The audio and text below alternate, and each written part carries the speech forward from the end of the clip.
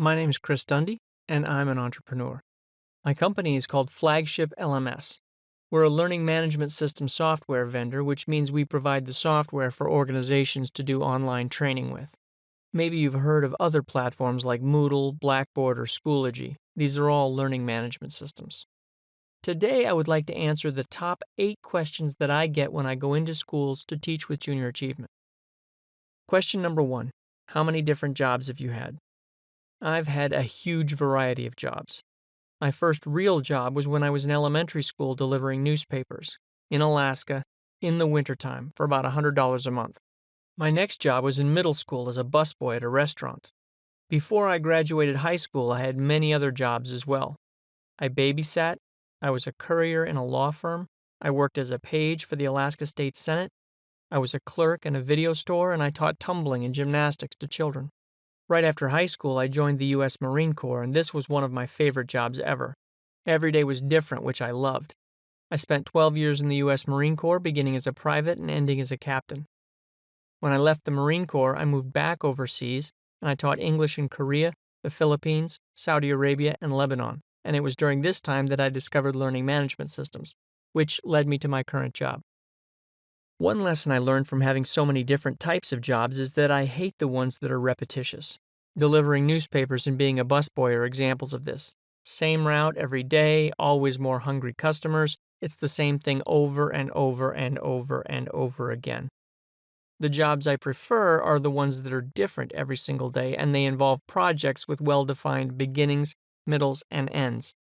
The Marine Corps calls these projects missions. Number 2. Is being an entrepreneur easy?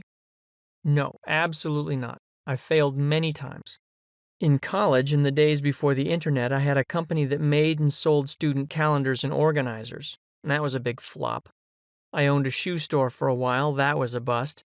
I had an educational tourism company that took students from Saudi Arabia to the Philippines to study English and learn about a different culture.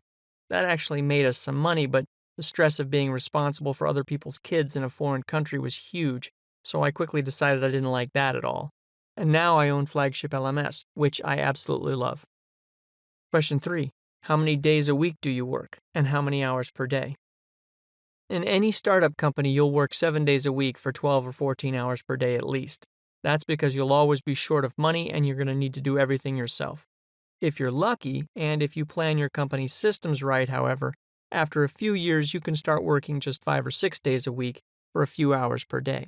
But you'll always have your eye on the company in case something goes wrong. Question 4. Do you travel for work, and if so, when, where, and how often?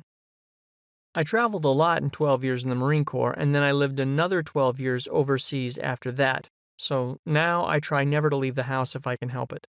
On 2 occasions, clients have asked me to come to visit their corporate headquarters, but I try to avoid trips if at all possible. I work 100% from home, and I like it that way. Question 5. What's your most and least favorite thing to do at work? I actually like signing up new clients. In fact, that's the part I like the best. I enjoy showing them how our software can make their organization more efficient, make their employees more effective, and increase their revenue, and then I like it when they sign on the dotted line and pay their invoices. My least favorite thing is doing maintenance on the software, like upgrades and installing security patches. I've been doing that for more than 10 years now, and it's boring. Question 6. What do I look for when I hire someone? The only thing I'm interested in is, do they have the skills to do the job?